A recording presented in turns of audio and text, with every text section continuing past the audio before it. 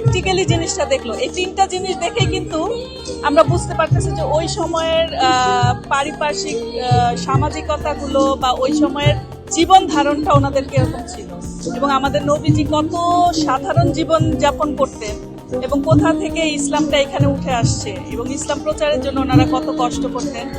এবং এই যে মিম্বরটা দেখে যেখানে উনি খুতবা দিতেন, উনি প্রচার করতেন ইসলাম, হ্যাঁ, সেই 1400 বছর আগের একটা যে কি বলবো ভাইব, এটা অ্যাটমসফিয়ারটা বিশেষ করে এখনকার তরুণ প্রজন্ম বা বাচ্চারা যারা পড়াশোনা করে এই ব্যাপারে, ওরা যদি দেখে তাহলে ওরা খুব ভালো ভিজুয়ালাইজ করতে পারবে। হ্যাঁ, আমি তো গিয়েছি সৌদি আরবে, হজ করেছি আল্লাহর মধ্যে, তখন ওখানে গিয়ে ওটা বুঝছি, কিন্তু যারা যায় নাই, যারা কখনো দেখে নাই, তারা তো এই জিনিসটা অনুধাবন করতে পারবে। জিনিসটা মানে খুবই প্রশংসনীয় উদ্যোগ, এবং আমার মনে হয় যে আমাদের দেশে কোথাও না কোথাও মানে পার্মানেন্টলি এরকম একটা কিছু করে রাখা উচিত। আর তখনকার জীবনযাত্রাটা আসলে খুব সহজ সুন্দর ছিল, তো সেটা দেখে মনে হয়েছে যে ওটাই ভালো ছিল, কারণ এখন মানুষের চাহিদার আসলে কোনো শেষ না, এটাই। আর এবং মানুষ অল্পতেও সন্তুষ্ট হয় না, এটা দেখলে আসলে একটা শিক্ষাও আছে যে আগের জীবনযাত্রার মান যেরকম সুন্দর ছিল ওই রকমটা তো আসলে মানে ওই রকম না দেখলে বা ওই কাছাকাছি না গেলে, বিষয়গুলো না জানলে আসলে বোঝা যায়।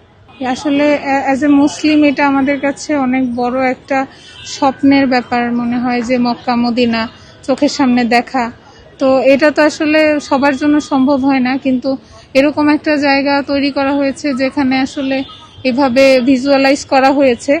যদিও এটাতে মানে সেই ফিলটা না, কিন্তু এরপরেও দেখা যায় যে মানে দেখতে পাচ্ছি যে নবীর জীবনটা এমন ছিল, ওনার মেয়ের জীবনটা এমন ছিল। এটা দেখে আসলে আমরা ধর্মীয় অনুভূতি আমাদের জাগ্রত হয় যে আসলে আমাদের জীবন এরকম সিম্পল হওয়া উচিত, সাধারণ হওয়া উচিত। আমি এই উদ্যোগটাকে খুবই অ্যাপ্রিসিয়েট করছি এবং এটাকে আরো ইমপ্রুভ করা যায়। আশা করি যে ওনারা আরো করবেন। যথেষ্ট আলহামদুলিল্লাহ ভালো লেগেছে। সবচেয়ে ভালো লাগতেছে যেটা হজ উমরা করতে গিয়ে বাইতুল্লাহর আশেপাশে ঘুরে যা দেখেছি, তার অনেকটা ফিল পাওয়া যায়, ওইরকম না হলেও অনেকটা।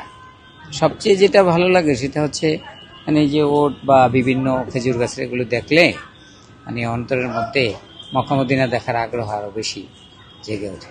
এত সুন্দর একটা আয়োজনের জন্য যারা প্রচেষ্টা করেছে আসলে তাদেরকে মন থেকে ধন্যবাদ। আর বিশেষ করে ইফতারের ব্যবস্থাটা রাখাতে সুবিধা হয়েছে, পরিবার নিয়ে এসেছি তো ইফতারও করা যাবে। আর সবচেয়ে বড় যেটা সেটা হচ্ছে একাধিকবার আমার মক্কা মদিনা সফরের সুযোগ হয়েছে। মক্কা মদিনা গেলে আমার একটা খুব ফেভারিট খাবার থাকে, সেটা এখানে দেখলাম পেয়েছি, মিরিন্ডা, সেটাও নেব আজকে ইফতারে। সেই সব মিলে ভালো লাগছে।